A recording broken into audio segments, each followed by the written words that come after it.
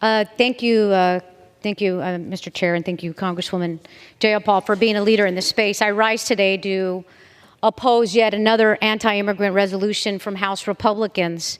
It's Republicans who refuse to vote for additional resources to address challenges at the southern border and instead spend their time on empty messaging resolutions such as this. Worse yet, they continue to lie. Just take a look at the resolution. This resolution says the Biden administration suspended and terminated asylum cooperative agreements with El Salvador, Guatemala, and Honduras, established by the previous administration. The fact is, 2 of these agreements were never implemented by the previous administration, and one was paused at the start of COVID, the pandemic. The resolution says the Biden administration has refused to use its authority to detain inadmissible migrants. The resolution claims the Biden administration is intentionally not enforcing the mandatory detention requirements of the Immigration and Nationality Act.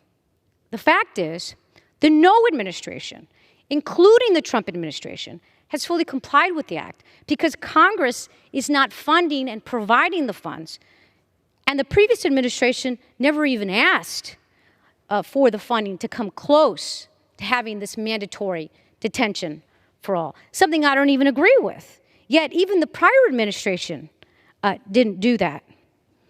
Now, this administration, the Biden administration, is actually detaining migrants. The fact is, the Biden administration is detaining approximately 39,000 inadmissible migrants. The resolution also says the Biden administration has the authority to use expedited removal and is refusing to use expedited removal. Again, that's not true. Let's look at the facts.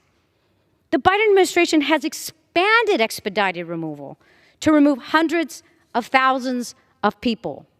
My point today is, this just goes to show you Republicans are not serious about the border. If they were serious, they would stick to the facts and they would stick to solutions. This bill, this resolution is not about solutions. It is all about politics. They have consistently opposed legislation to increase funding to address the needs of the southern border.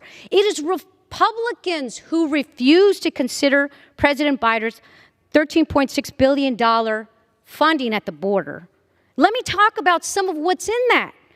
Republicans refused to give $850 million to combat fentanyl from crossing the southern border. It's Republicans who refuse to consider $723 million to hire additional Customs and Border Protection officers and Border Patrol agents. And Republicans even refused $1 billion for ICE detention beds. 1 more minute. The lady from California gets 1 more minute. And Republicans refused even to consider $1 billion in ICE detention beds, something I don't even agree with. And refused for money to put new fentanyl detection technology for ports of entries. Yet it's Republicans who have said no to all of this.